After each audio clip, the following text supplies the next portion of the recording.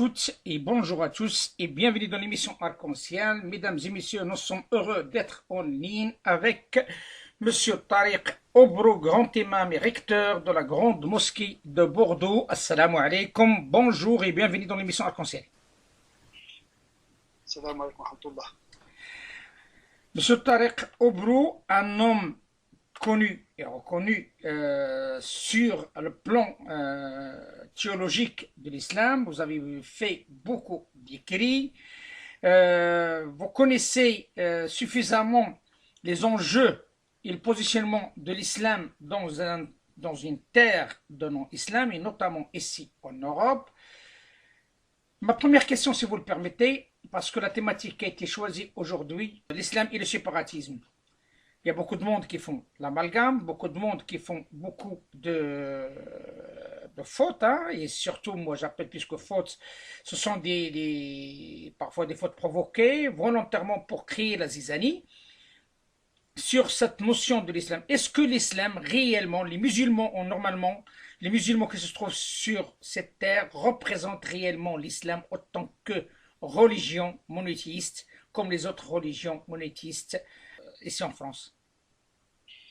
Écoutez, j'aimerais tout d'abord rappeler que l'islam est une religion monothéiste révélée certes, mais c'est une religion qui appartient à un système de l'esprit comme le christianisme, le bouddhisme, qui sont ces spiritualités qui traversent le temps et qui s'intègrent dans toutes les cultures et traversent les siècles. Les religions comme l'islam et le christianisme, notamment le bouddhisme et même le judaïsme, sont des religions qui sont capables de s'acclimater, de traverser les civilisations, puisque ce ne sont pas des civilisations à l'origine, donc ils composent, ils engendrent et s'acclimatent à des civilisations. Donc l'islam, de par nature fondamentale, il a cette capacité de s'acclimater parce qu'il est porté par des hommes, et les hommes, par nature, sont adaptables, qui s'adaptent à leur environnement, à leur civilisation. C'est vrai qu'aujourd'hui en France et en Occident en général, l'islam est nouvellement installé. On lui demande d'effectuer en termes de réforme ce que l'Église a effectué pendant des siècles. Moi je pense que c'est une question de temps. L'acclimatation, l'adaptation, c'est une question de décennies. Le temps des religions, ce n'est pas le temps politique. Justement, M. Tariq Obro, parce que le souci qui se pose, c'est cet amalgame entre la doctrine et le fond de son dossier. L'islam, comme il a dit le président de la République, l'islam en difficulté.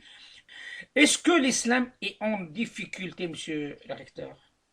Écoutez, au niveau théologique, l'islam ne peut pas avoir de problème, puisque le prophète de l'islam a appelé les savants de l'islam chaque siècle à réformer l'interprétation. Donc le ballon, je dirais, la balle, je dirais, est dans le camp des savants et des musulmans. Mais l'islam en tant que spiritualité, il est fait pour l'homme, et donc en tant que tel, venant de Dieu, il est là pour justement réconcilier l'être humain avec lui-même, et le musulman avec les autres également. Donc fondamentalement, théologiquement parlant, l'islam n'est pas en crise, il ne peut pas engendrer de crise.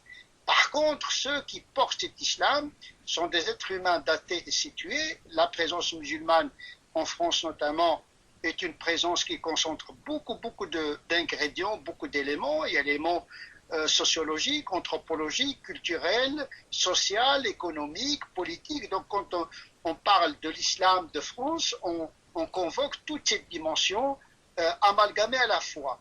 Donc il faut faire un discernement qu'il est la part de la religion dans l'identité de ce qu'on appelle les musulmans de France, et qu'il est la part spirituelle et théologique des pratiques des musulmans. Les musulmans eux-mêmes sont dans une totale confusion parce qu'ils n'arrivent pas à discerner dans leur comportement la part du religieux et la part du culturel, et parfois la part de ce qui est contraire justement à la fois à la religion et à la fois aux valeurs de la République. Il faut dire également que la République, comme l'a reconnu le président Macron, a contribué justement à faire en sorte que cette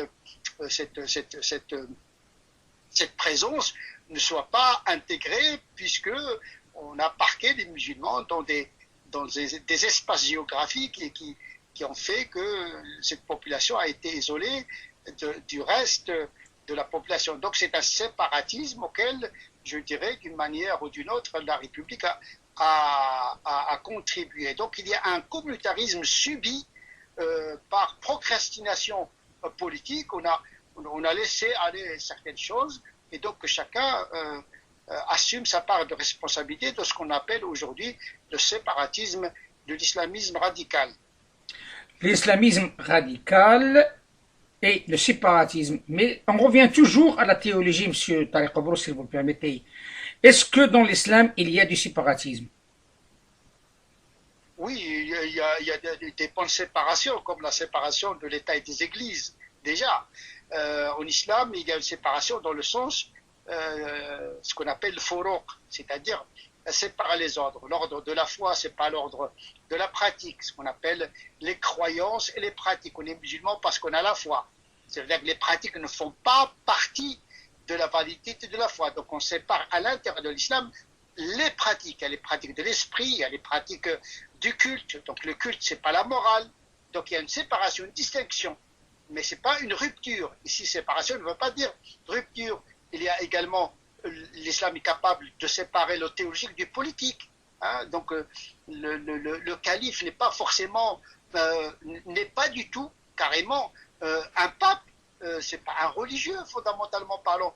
Donc il y a dans la littérature théologique classique des moyens de séparer les ordres. On dit toujours que l'islam est incapable de séparer le spirituel du temporel. C'est un préjugé grave parce que l'islam dès le départ, il a séparé les ordres. L'exécutif n'est pas le législatif, n'est pas le judiciaire. Déjà, il y a cette séparation des ordres qui est née avec l'islam, qui est une forme de modernité. Dire que l'islam confond tout, non, il sépare le privé du collectif, du public, il sépare le théologique du canonique, il sépare le temporel du spirituel, il sépare le religieux du politique, mais séparation ne veut pas dire rupture. C'est-à-dire qu'il y a une distinction entre les ordres, mais il faut négocier les rapports. Moi, en tant que musulman et citoyen en même temps, je suis intéressé par la politique, je vote. Donc on ne peut pas me dire en tant que... Mais je sais la différence entre le théologique et le politique. Je peux avoir des convictions éthiques en fonction desquelles je peux m'engager dans la société pour un bien commun, pour le bien public.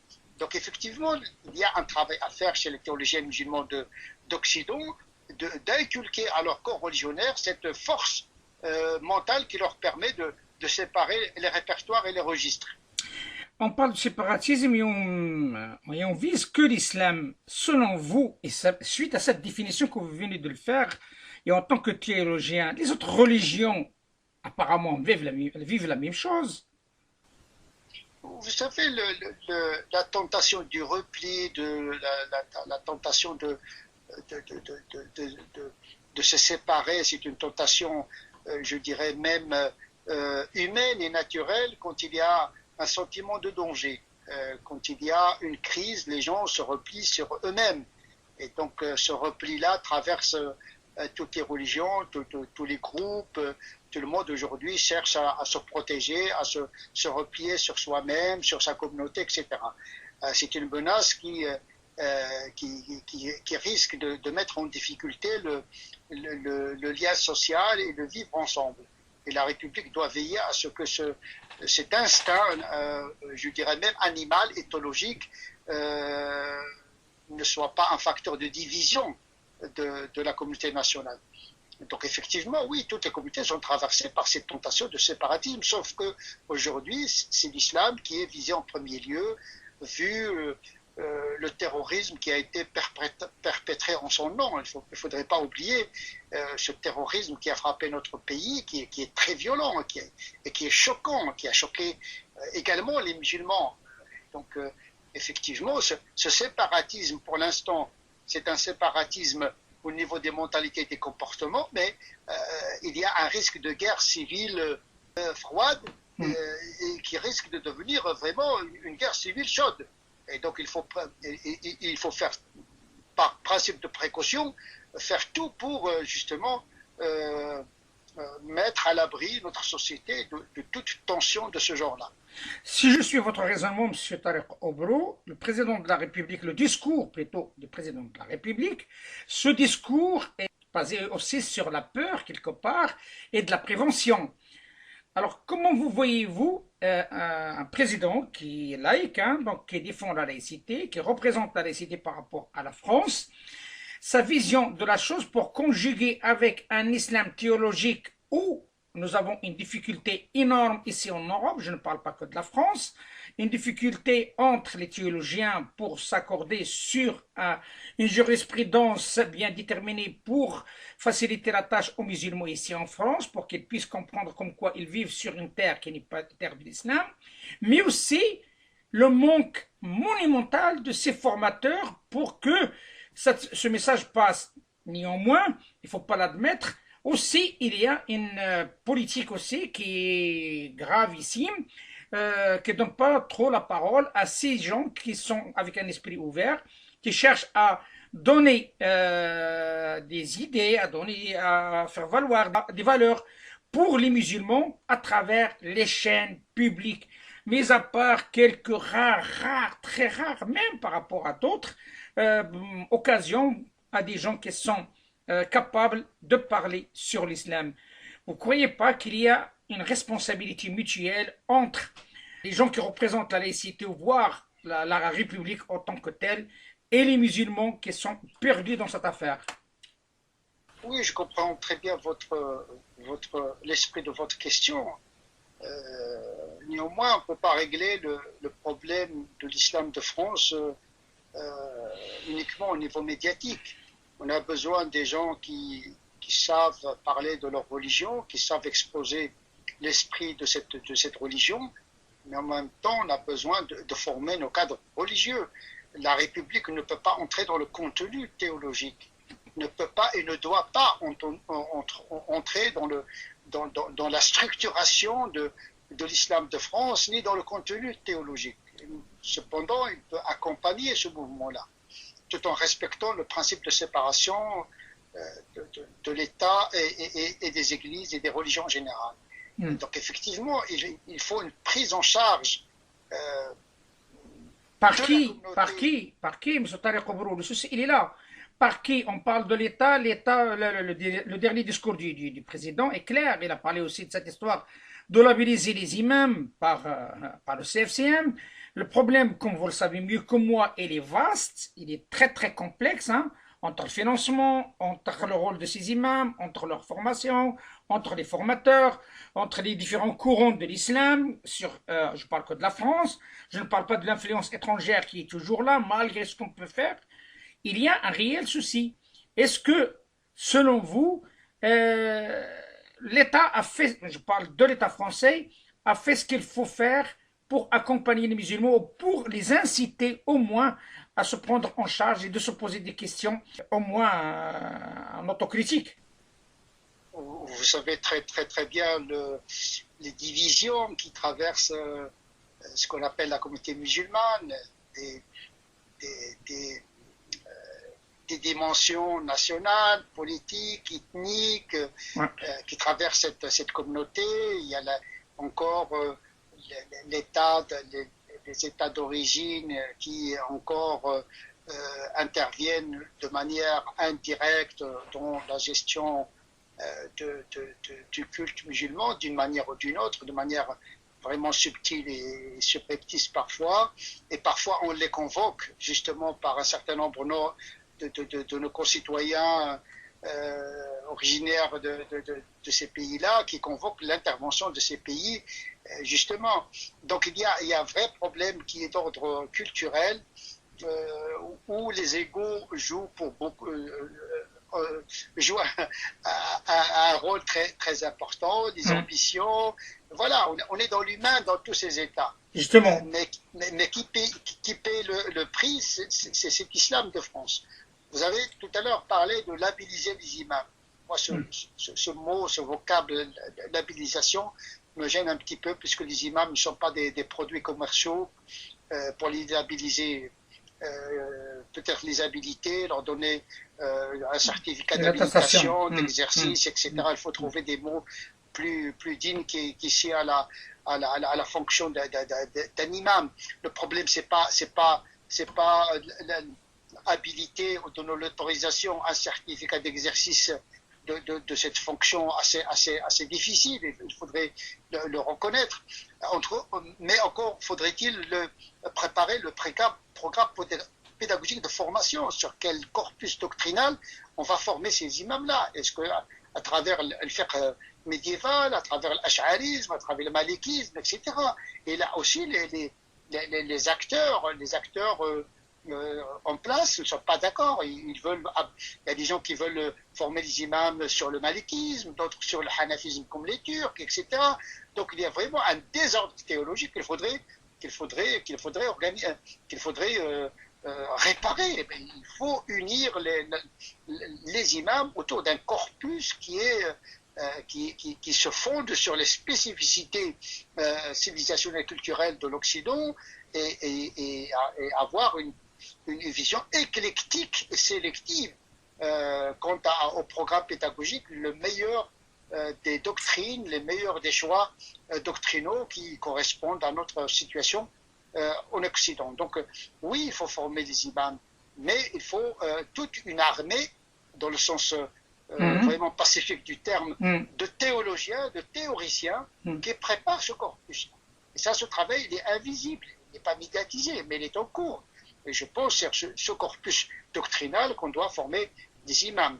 D'abord, la fonction de l'imam est assez complexe, puisque l'imam peut désigner uniquement l'imam qui dirige les 5 prières. Il y a le prédicateur, il y a le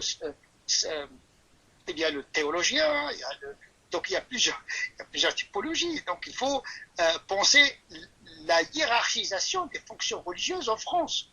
Il y a besoin de penser le statut de l'imam et ses prérogatives et son rapport à l'association. Il y a le côté sociologique de la fonction de l'imam, son salaire, parce que l'imam, c'est pas un prêtre, il est marié, là, il a des enfants, donc il faut un statut social digne de cette fonction, avec des exigences dans la formation et la pratique de sa fonction, etc.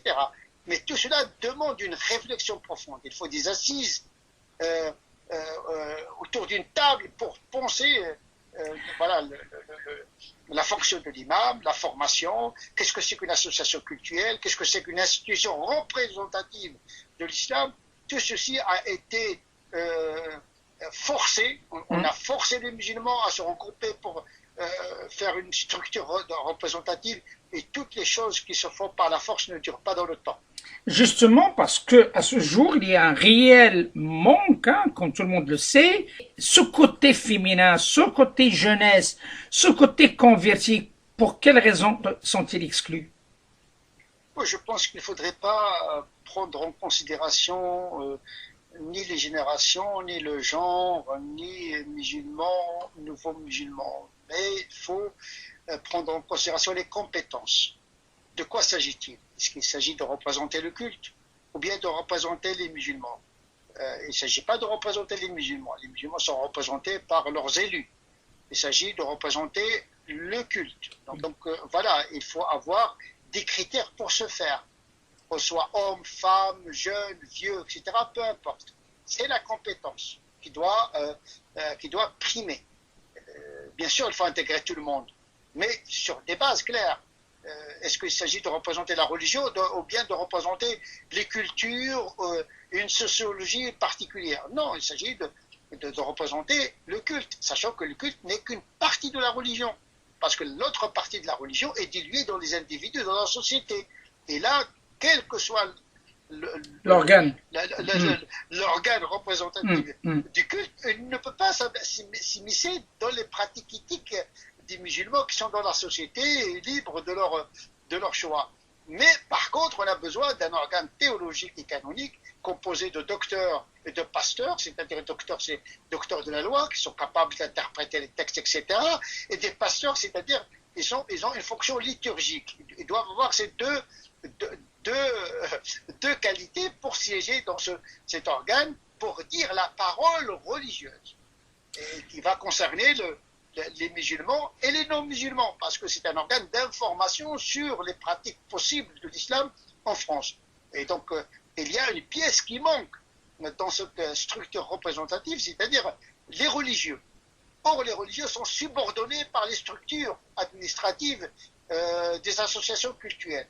Mais donc, il faut donner une visibilité de l'imam, du théologien, du canoniste, de l'éthicien, qui, comme le prêtre, comme l'archevêque, comme le rabbin et les grands rabbins, on a besoin d'une visibilité de l'institution religieuse. Nous sommes presque à l'opposé du catholicisme. Le catholicisme, il a des institutions visibles. Il y a un discours visible. Les catholiques sont invisibles dans la société. Nous avons le contraire. Nous avons une visibilité des musulmans dans la société et une invisibilité du discours et de la structure que représente le culte. Et ça pose un réel problème aussi pour le futur. Vous êtes un théologien avisé. Il y a une question pratique, monsieur Tariq Obrou, parce que vous êtes un homme de terrain aussi, qu'il ne faut pas l'oublier, à Bordeaux. Est-ce que cette notion de l'imama pose-t-il un réel problème dans la ville de Bordeaux? Non, pas forcément. En tout cas, notre fédération qui gère les 3 lieux de culte, nous formons les aumôniers, nous formons les prédicateurs, les enseignants de la religion pour les enfants, etc. Donc il y a une formation continue, nous accompagnons nos cadres avec des séminaires adaptés, donc voilà, selon mon corpus doctrinal, avec la théologie d'acculturation, théologie préventive, l'éthicisation de la charia, donc il y a des concepts nouveaux sur la base desquels nous formons, à travers des séminaires, nous formons des hommes et des femmes qui ont une fonction religieuse.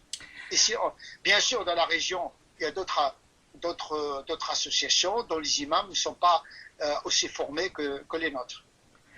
Donc, moralité de l'histoire, il y a une urgence de ce séminaire, comme vous l'avez bien dit, de l'ensemble des imams, l'ensemble des associations qui représentent ces imams à travers la France, au moins pour sortir avec une décision commune concernant la formation de ces imams. Donc, vous appelez, si j'ai bien compris, un séminaire qui permettra au moins d'avoir une institution qui représente la théologie d'une manière pure et simple, une théologie adaptée à les cités ici en France. Écoutez, je pense qu'un organe constitué de grands théologiens, on se connaît tous à peu près ici en France, on se connaît nos niveaux, etc.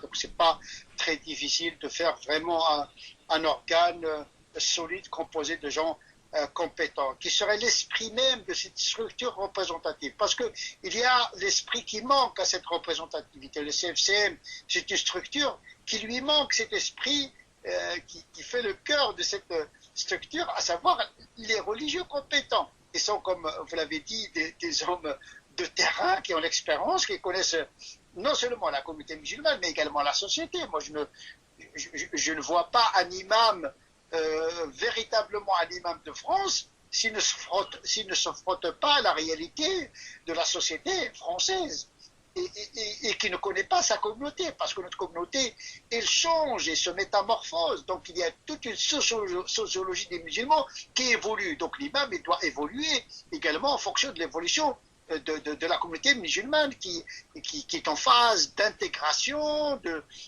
d'acculturation. Donc oui, il y a une évolution non seulement dans la société, mais cette évolution même de la société entraîne avec elle l'évolution de notre communauté. Donc il faut un instinct sociologique que l'imam doit avoir pour pouvoir justement être en phase avec la réalité, avec une formation bien sûr théologique classique, bien sûr solide, mais avec une formation également concernant le droit, les principes de la laïcité et l'anthropologie. Ce sont des outils très importants pour l'imam, également la communication, comment faire un sermon, comment faire une causerie, parce qu'aujourd'hui on parle avec un public divers. Il y a 50 ans, l'imam il parle avec les gens de son quartier, tout le monde connaît tout le monde. Aujourd'hui, l'imam, il parle avec une communauté qui est en même temps collective et physique devant lui, mais à travers les moyens des réseaux et les réseaux sociaux, il parle également avec une communauté connective. Les gens sont connectés. Donc il parle au réel et au virtuel en même temps. Il doit justement mesurer sa parole parce qu'il parle à des publics différents. Il ne parle pas uniquement avec des gens qui appartiennent à la même culture que lui, la même génération que lui, et qui connaissent et qui partagent les mêmes codes. Aujourd'hui, les codes se déplacent et donc l'imam doit intégrer ces codes dans sa forme le style de sa communication. Monsieur Tariq Obro, une question sous forme de proposition. Vu que le président de la République a mis CFCM devant ses responsabilités, il a mis une charge lourde sur la terminologie de labelliser ou pas ces nouveaux imams. Vous ne croyez pas que M. El Moussaoui ou bien les gens qui travaillent avec lui au sein de CFCM, vu que c'est le président de la République qui s'est adressé à eux, et qu'il peut jouer ce rôle de rassemblement et de préparer ce séminaire entre les différents imams, comme vous l'avez dit, vous se connaissez entre vous, et de créer une institution qui complète le CFCM. Parce que le CFCM actuellement, les gens qui le dirigent, tout le monde le sait, ce ne sont pas des grands imams. Soit un mathématicien, soit quelqu'un qui a travaillé, soit un avocat, soit vous connaissez ça mieux que moi. Donc la théologie, c'est à ces hommes. Donc vu que le président a mis la charge sur le CFCM, pour quelle raison le monsieur El Moussaoui ou les gens qui l'entourent n'osent pas d'ouvrir cette brèche qui est à mon sens très importante auprès de l'ensemble des imams, avec un séminaire et écoutez, bon, en tout cas, moi, je défends cette idée, et je la communique à tout le monde. Tout le monde sait ce que je pense de la structure représentative. J'ai défendu 4 pièces à peu près, 3 essentielles et une autre pièce qui est plus culturelle que cultuelle, celle de la Fondation de l'Islam de France. Ouais. Et qui doit jouer un rôle d'information sur l'islam en tant que civilisation. Et ça, c'est pas le culte, c'est pas la religion en tant que telle. Et puis, il y a le CFCM qui, pour moi, doit se limiter à la gestion temporelle et séculière du culte, c'est-à-dire s'occuper des associations qui gèrent le culte.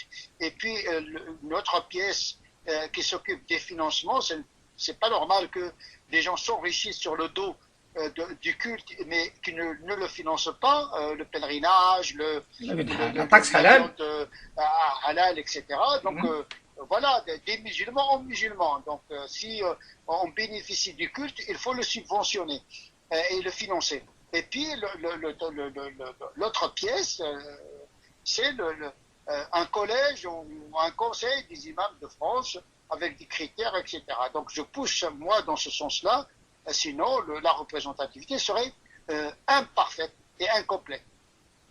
Ben écoutez, message lancé au président du CFCM actuellement et aux membres du CFCM, que les choses soient claires. Pourquoi pas de compléter, pourquoi pas d'y aller plus loin par rapport à cette notion de créer une institution purement théologique qui complétera le CFCM, bien sûr, et les autres. Permettez-moi, c'est un plaintif, c'est que on va me dire, oui, il y a déjà un conseil des théologiens au sein de CFCM. Ce n'est pas de cela dont il s'agit d'un organe qui est composé d'imams, élus par des imams. Et donc, il n'est pas subordonné ni désigné par le CFCM. Mais il travaillera avec le CFCM. Bien sûr. Il faut trouver voilà, c'est une pièce qui n'est pas à l'intérieur du CFCM, mais qui est greffée au CFCM. Mais c'est le CFCM qui doit l'organiser, vu que tout simplement la charge est entre ses mains, vu le dernier discours du président. Non, c'est aux musulmans, écoutez, c'est aux musulmans de s'organiser. Le président, il propose, mais si les musulmans ne disposent pas, il n'y aura pas de représentativité. Alors, comment on va faire avec les 6 imams? Comment on va faire? Les musulmans ne sont pas des moutons. Moi, si quelque chose ne me plaît pas, je lui dirai. Donc voilà, si on me quand même, il y a beaucoup de gens qui sont de grands acteurs de l'islam de France. S'ils ne sont pas consultés, je pense que le modèle ne fonctionnera pas. Ben écoutez, il me reste une dernière question, si vous le permettez, M. Tariq Obro, parce que c'est très important d'avoir cet éclairage sur, en même temps, sur cette vision de l'islam ici en France et en Europe, mais en même temps de voir la réalité du terrain, ce que nous constatons actuellement. Mais, comme vous l'avez bien dit, c'est l'islam qui subit, c'est les musulmans qui n'ont rien à voir avec tout ce problématique, hein, quelque part, qui forme la quasi-totalité. Hein. Il y a beaucoup de monde hein, qui vivent leur parcours à d'une manière républicaine, ils vivent leur foi d'une manière intégrée et en respectant la laïcité, mais il y a ce souci, il y a ces brebis galeuses, hein, quelque part, comme tout le monde le dit, avec des attentats, avec des déclarations, avec de la provocation parfois, mais qui donnent du bois pour allumer du feu à des gens qui n'attendent que ça et qui ont les moyens de communication. Je pense qu'il faut combattre sans répit ces gens qui sèment la division au nom de l'islam. Les imams doivent s'investir, l'État doit s'investir, l'école doit s'investir, les masses médias doivent s'investir contre ce cancer qui risque vraiment de ronger notre société de l'intérieur. Les imams doivent être très vigilants quant à leur discours, parce qu'il y a des discours qui ne sont pas forcément fanatiques ni intégristes, mais qui peuvent, par ignorance, inspirer le fanatisme et l'intégrisme. Donc il faut faire très attention aux discours religieux, parce qu'ils peuvent impacter négativement des gens qui sont fragiles psychologiquement parlant. Et puis, le problème, c'est qu'aujourd'hui, dans certains quartiers, on passe d'une délinquance séculière à une délinquance religieuse. D'un dealer, il devient du jour au lendemain un imam. Donc, c'est ça, ce basculement de pratique. Une violence une violence séculière qui devient une violence attribuée à l'islam. Comment faire, M. Tariq Obro, sur le terrain? Comment faire dans des quartiers, dans des cas similaires? Je pense que le projet annoncé par le président Macron vise non seulement de faire des lois, mais de renforcer les contrôles. Les contrôles, justement, des associations. Donc, il y a tout un projet que je pense assez complet, parce que le discours du président, il s'est attaqué à plusieurs dimensions qui sont en rapport avec ce phénomène qui est complexe, qui n'est pas uniquement simplement religieux dans les mosquées, mais qui se dilue dans toute la société. Il faut le côté sécuritaire, le côté éducatif, le côté d'accompagnement de la structure représentative, la formation des imams. Donc c'est un projet à plusieurs pièces. Donc il suffit qu'une pièce manque pour que le projet ne voit pas le jour. Comme vous le savez, vous suivez un petit peu les médias, M. Tariq Obro, le discours du président Macron a été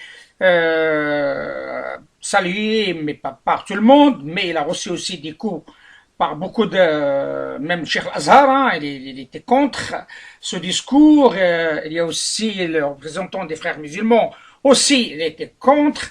Même le président turc Erdogan lui-même a attaqué ce discours. Est-ce qu'il y a une incompréhension du sens du discours, ou bien le discours lui-même est provocateur? Ces gens-là qu'ils se mêlent de leurs affaires. L'institution de l'Azhar est en crise, qu'elle règle le problème de l'islam chez elle.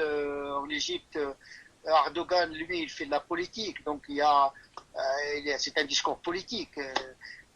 Voilà, c'est une affaire franco-française.